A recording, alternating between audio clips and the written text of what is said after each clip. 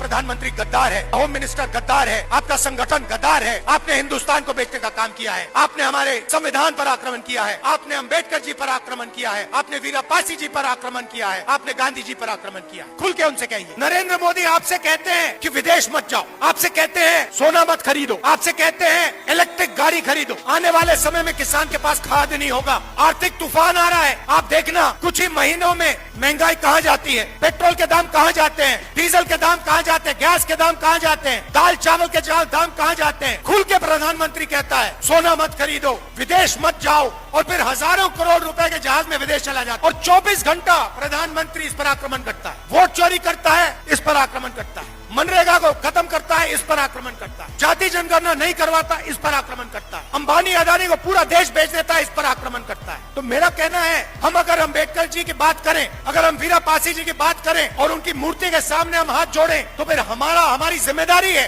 कि उनकी विचारधारा की हम रक्षा करें। इसके बिना हाथ जोड़ने का कोई मतलब ही नहीं है। आप सोचिए, अगर अम्बेडकर जी यहाँ बैठे होते और आप उनके सामने हाथ जोड़ते, उनके नारे लगाते और फिर एकदम बाहर जाके अंग्रेजों के साथ मिल जाते, उनकी विचारधारा के खिलाफ खड़े हो जाते या उनकी विचारधारा की रक्षा नहीं करते, तो अम्बेडकर जी वीरापासी जी क्या कहते? तो जब हम अम्बेडकर जी की याद करते हैं, वीरापासी जी की याद करते हैं, गांधी जी की याद करते हैं, बुद्ध भगवान की याद करते हैं, तो जिम्मेदारी, पहली जिम्मेदारी उनकी विचारधारा की रक्षा करने की। और ये मैं चाहता हूँ